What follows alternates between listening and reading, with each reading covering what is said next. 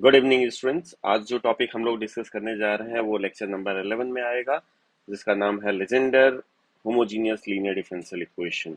तो सबसे पहले तो ये समझना पड़ेगा कि ये Legender homogeneous linear differential equation क्या है। अभी जो लेक्चर नंबर 10 था उसमें हम लोग ने Cauchy Euler homogeneous linear differential equation को समझा था। ये एक्चुअली लेजेंडर जो है उसी का थोड़ा सा ज़्यादा जनरलाइज्ड फॉर्म है। तो हम लोग जरा देखें कि क्या होता है। डिफरेंशियल इक्वेशन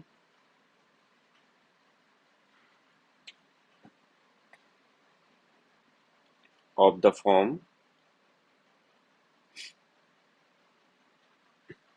कोई भी डिफरेंशियल इक्वेशन जो कि इस फॉर्म में हो, a x plus b raise power n d n y over d x n plus a x plus b raise power n minus one d n minus one y over d x n minus one plus so and so on. Let me to write here the second last term. It may have a form like ax plus b dy by dx plus y is equal to q. Q is what? Any function of x. Acha, if you want, you may write some constant term also here. So let me to write c naught, c1, c2। ये कुछ constants हैं जिनको हम लोग यहाँ पे introduce कर दे रहे हैं। सी एन माइनस वन और सी एन को यहाँ पे दे दिया, सी एन साहब भी आ गए। तो ये जो फॉर्म है ना, ये फॉर्म, ये डिफरेंशियल इक्वेशन का फॉर्म जो है, इसको हम लोग कहते हैं Legender homogeneous linear differential equation. अभी जो आप लेक्चर नंबर 10 देखे होंगे, इसको क्यों होमोजीनियस कहते हैं आपको हमने बहुत अच्छी तरह से एक्सप्लेन किया था कि जितना ऑर्डर है उतना इसका पावर लेके चल रहे हैं हम लोग। बस जो एक डिफरेंस हम लोग को दिख रहा है लेजेंडर में और कॉसी में, वो ये दिख रहा है कि कॉसी में, पहले एक बार इसको कंप्लीट कर लेते हैं ना, ये डेफिनेशन, फिर उसके बाद of the form is called Legender homogeneous linear differential equation. So this is the definition of Legendre homogeneous linear differential equation। हाँ जी, हम ये कह रहे थे कि अभी हम लोग ने जो कॉसी डिफरेंशियल इक्वेशन देखा था, उसमें यहाँ पे ये जो कोफिशिएंट आपको दिख रहा है, वेरिएबल कोफिशिएंट, चाहे ये देखो चाहे ये देखो, और जिस भी पैकेट को आप चेक करोगे, हर एक पैकेट में ए एक्स प्लस बी भरा पड़ा है। ए एक्स प्लस बी, अगर थोड़ी देर के लिए इसको आपने कॉसी से कंपेयर किया, कॉसी में क्या होता था, अगर आपको याद होगा तो सी नॉट होता था, एक्स रेज पावर एन होता था, D n minus one y हुआ करता था, D x n minus one हुआ करता था।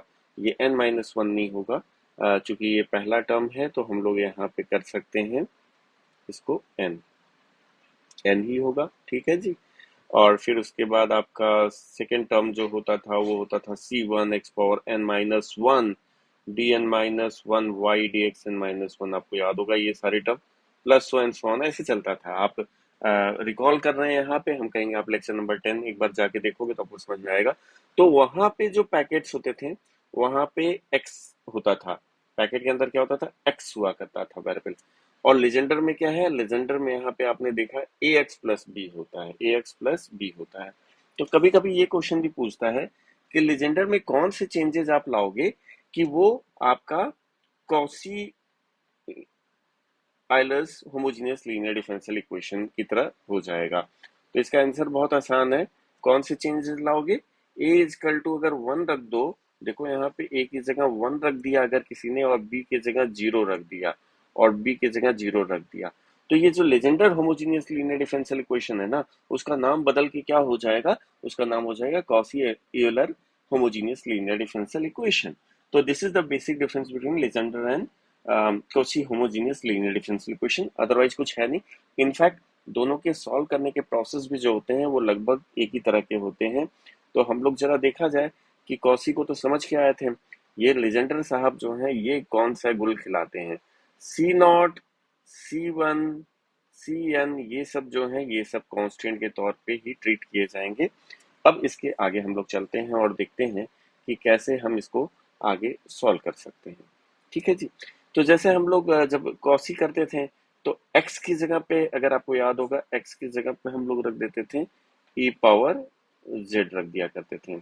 यहाँ पे पैकेट में x नहीं है, पैकेट में क्या है, ax प्लस b है, ax प्लस b है। तो x नाम की मिठाई हटाया, उसकी जगह ax प्लस b रख दिया। तो हम लोग यहाँ क्या करेंगे, will put ax plus b is equal to e raise power z। मेरी बात समझ में आ रही है सारे बच्चों को कि ax प्लस बी, वहां पे x हुआ करता था, यहाँ पे x प्लस बी है, तो x प्लस बी की जगह पे आप क्या लिख दोगे, आप e पावर z लिख दोगे। यही पॉइंट है जिसको लेके आप आगे बढ़ते हो, की पॉइंट है, और वो आपको सोल्यूशन देता है।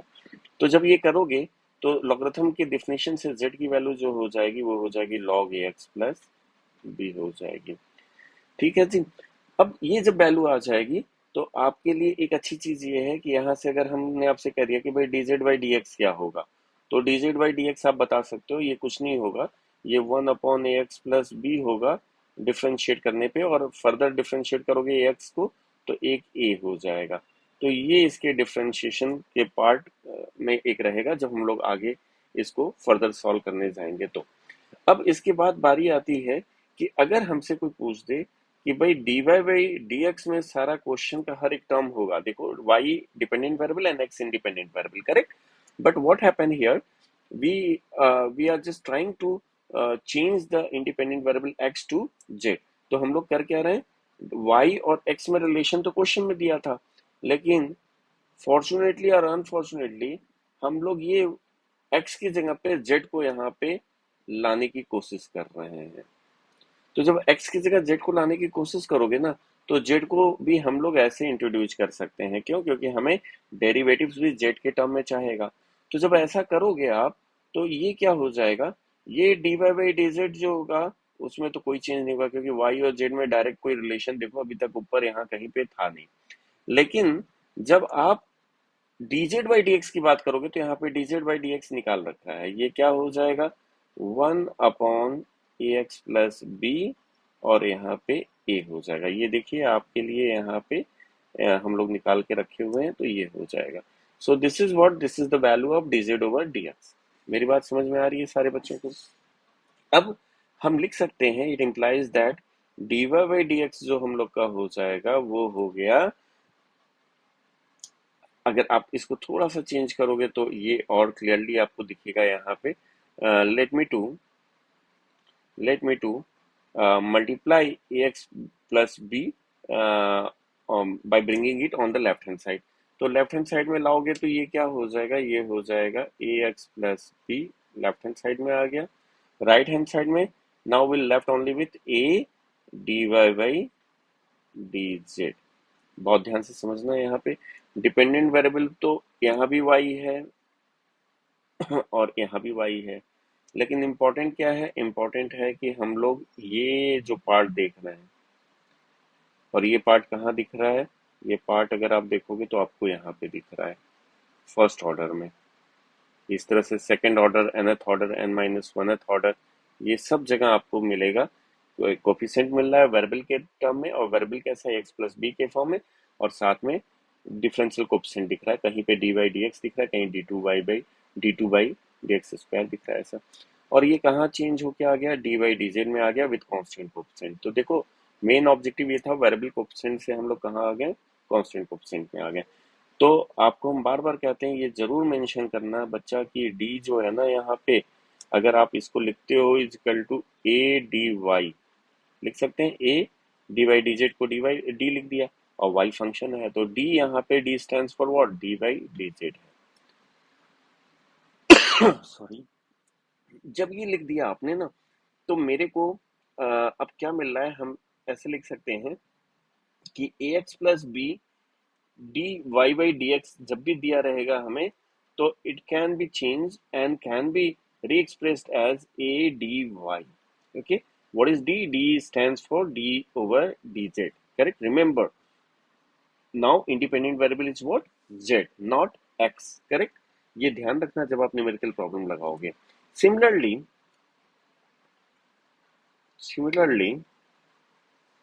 now one can derive the result for ax plus b square d2y by dx square also. It will give you what? A square dd minus 1 y.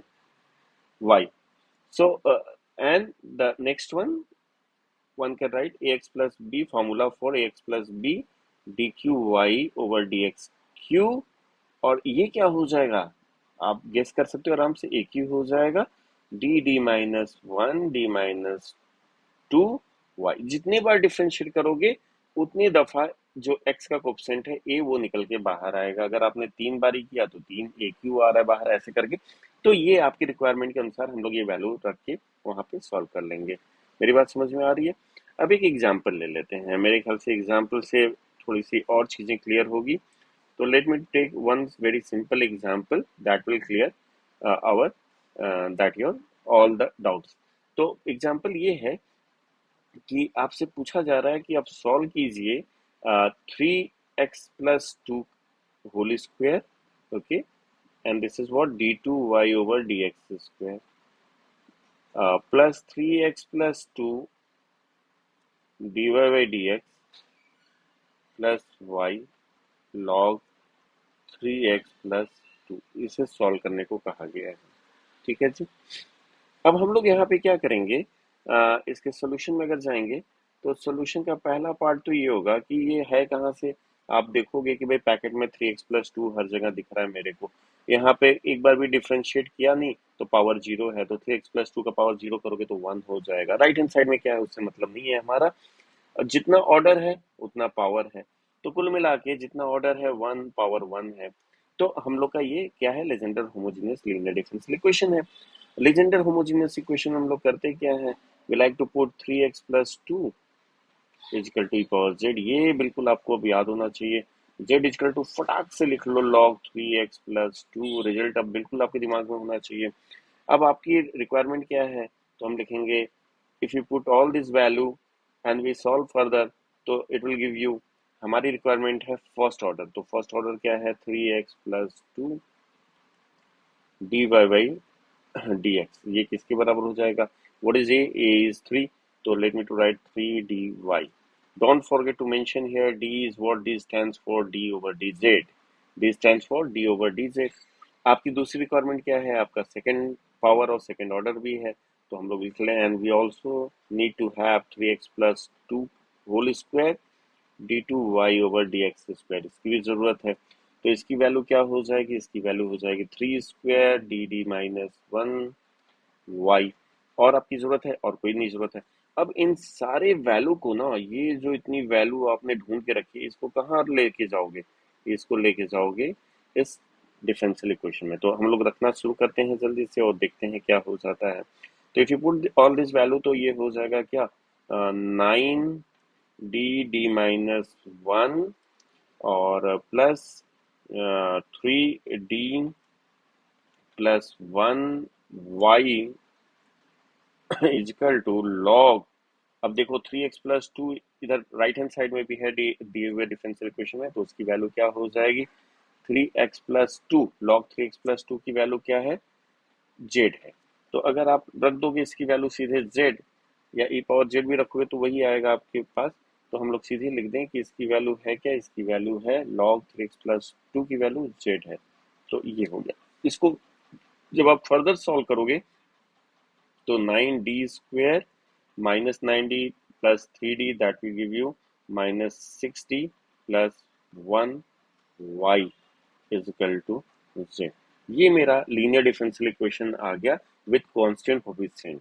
तो कांस्टेंट कोफिशिएंट पे तो हम लोग लेक्चर नंबर 1 से लेके मेरे ख्याल से लेक्चर नंबर 9 तक हम लोग कांस्टेंट कोफिशिएंट पे बात करते थे, CF और PI निकालने की सारी बातें हुई थी। जब ये आपके पास डिफरेंशियल इक्वेशन आ गया तो जल्दी से आप लिख लो ऑक्सिलरी इक्वेशन। तो let me to write the auxiliary equation. The auxiliary equation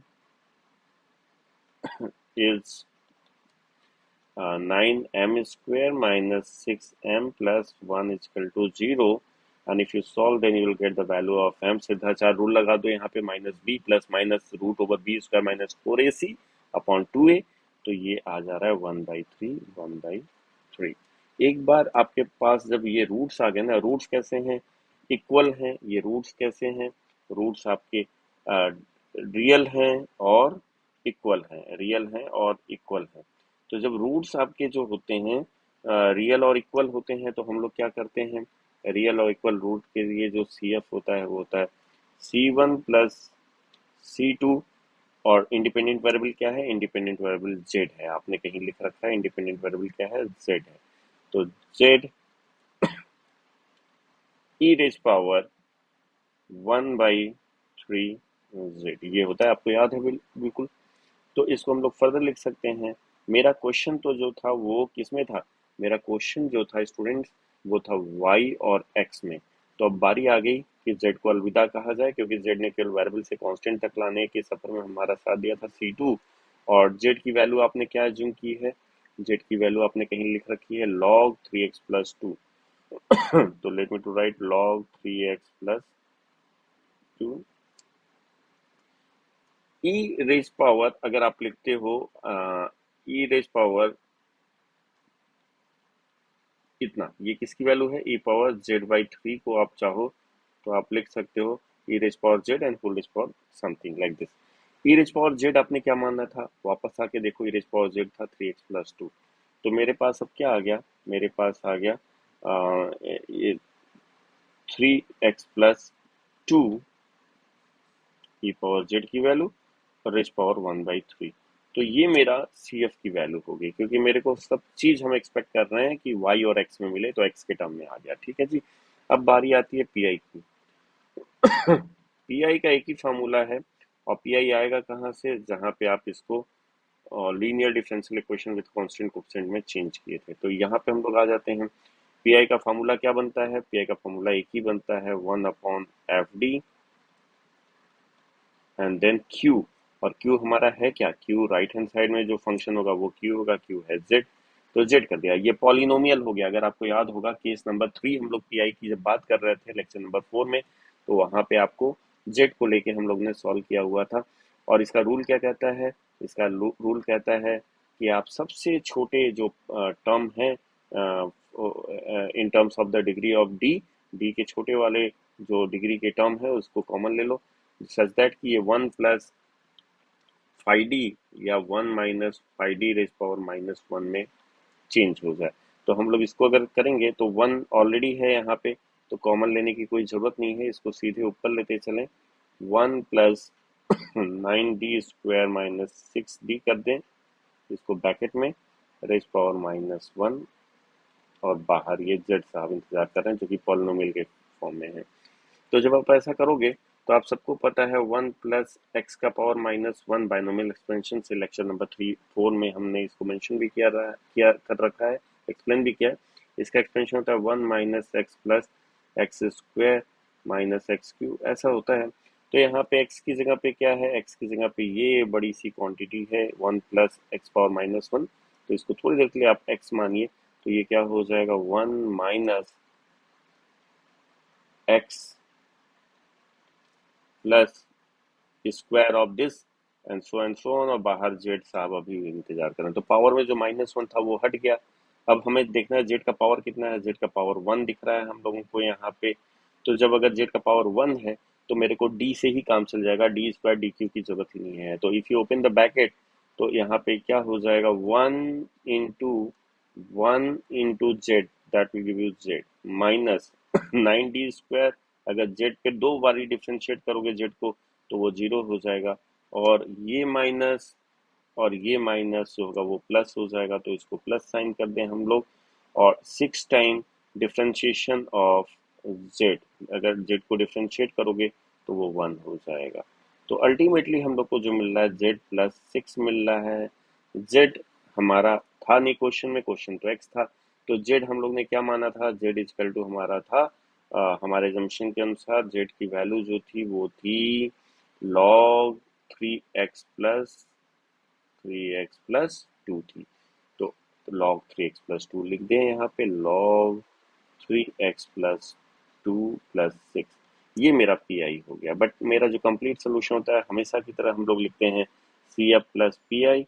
तो आप यहाँ पे complete solution y, C F आपका कहीं पे आया होगा, ये सिंगल टिक से हम दिखा रहे हैं। आप देखो सिंगल टिक में सी एफ कहाँ है, सी एफ ये वाला है। तो आप बच्चा लोग यहाँ से सी एफ उठाइएगा, यहाँ से सी एफ उठाना और उठा के यहाँ पे रख देना।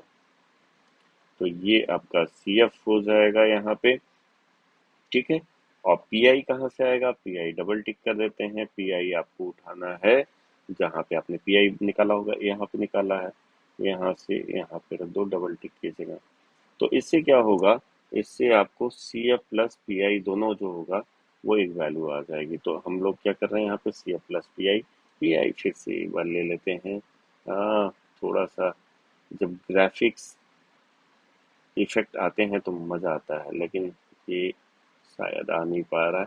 तो चलिए हम लोग C F plus P I लिखेंगे और यहीं पे हमारा क्या हो जाएगा, ये आंसर दे देगा हमें। तो हमारे पास C F plus P I लिखने के बाद जो आएगा वो आपका वाई की वैल्यू हो जाएगी और यही आपका आंसर हो जाएगा। तो ये काम आपको करना है, आप आराम से इतना से बैठ कीजिएगा और फिर एक बार रिवीजन कर लीजिएगा। शुभ रात्रि, सब्बा खैर, आज के लिए बस इतना ही।